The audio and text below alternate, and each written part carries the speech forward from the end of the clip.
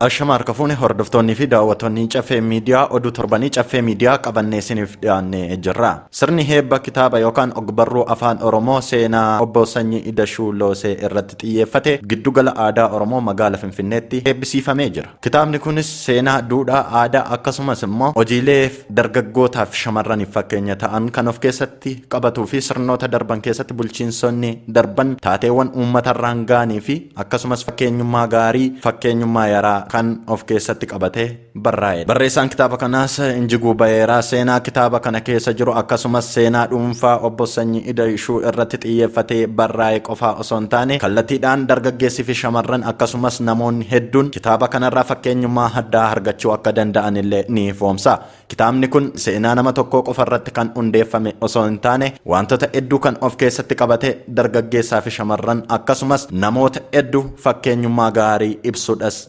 jechuudhaan ibsa. Kitaaba kanarrattis xiinxala kan gaggeessan Dr. Wandimmuun Yuunivarsiitii Amboo irratti barsiisaa kan ta'an kitaaba yookaan ogbarruu afaan Oromoo urjii fakkeenya dhalootaa jedhu irratti xiinxala jabaa taasisanii jiru. Dabalataanis Daayireektara miidiyaa OBN duraanii fi akkasumas qorannoo fi qo'annoo giddugala aadaa Oromootti kan argamu obbo Zinaabuun xiinxala gadi fageenya qabuu fi xiinxala bifa gaarii ta'een kitaaba yookaan ogbarruu afaan Oromoo urjii fakkeenya dhalootaa kanarrattis xiinxala jabaa gaggeessanii jiru. Kana malees hirmaattonni iddoo garaa garaarraa hirmaatan yaada isaanii kitaaba kanarraa dubbisuudhaan dhiyeessaniiru. Egaa kitaabni kun kan nama dhuunfaa tokko yookaan seenaa nama dhuunfaa tokko of keessatti makate qofa osoo hin taane kallattii ittiin dargaggeessii fi shamarran rakkoolee biyya kana keessatti mudatuu fi yookaan rakkoolee nama tokko irra ga'uu danda'u ittiin miliquun jireenya isaanii fooyyessuu danda'anii fi akkasumas rakkoolee hedduu jala darbuu danda'an kallattii ni kaa'a. Sirna heebba ogbarruu yookaan kitaaba afaan Oromoo urjii fakkeenya dhalootaa qaama hirmaattotaatiin kennaan garaa garaas kennameera. Dhumarrattis kitaabni kun lafa garaa garaatti ni argama.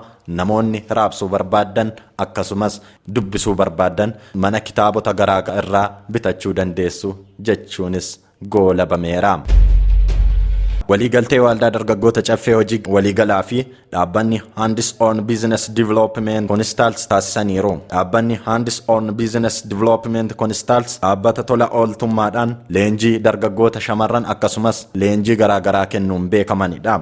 Dhaabbanni kun leenjii kennuun dargaggoonni akka dandeettii qaban gabbifachuu danda'anii fi akkasumas hojii dhabdummaa bifa kamiin akka furachuu danda'an irratti yeroo mara dhaabbilee garaa garaatiif dhaabbilee miti mootummaa akkasumas mootummaadhaaf leenjii dhaabbata kennaa turedha. Dhaabbileen leenjii kenneefis Adde Aynaalam Ibrahim Daayireektara hojii gaggeessaa dhaabbatichaa ta'anii kan hojjetanis akkas jechuun ibsu. Dhaabbilee mootummaa akkasumas miti mootummaa hedduuf dhaabbanni keenya leenjii kennaa ture kennaas jira jechuudhaan ibsanii. Dhaabbanni nuyi leenjii kennineefis dhaabbata akka Ministeera Fayyaa Itoophiyaa, Ministeera Qonnaa, Baankii Biyyoolessa Itoophiyaa, Baankii Awaash, Baankii Zaman akkasumas shamarran HIV/AIDSdhaaf saaxilaman bifa gaarii ta'een leenjii kennaas jirra kennineerras jechuudhaan ibsu. Waldaan dargaggoota caffee hojii gamtaa waliigalaa humna dargaggeessaa fi shamarranii irratti xiyyeeffannoo godhatee waan hojjechaa jiruu fi hojjechaa tureef waldaa dargaggoota caffee hojii gamtaa waliigalaa ni barbaachisa. Dargaggoota hedduu waan of jalatti qabuuf dhaabbileen akkasii nu barbaachisa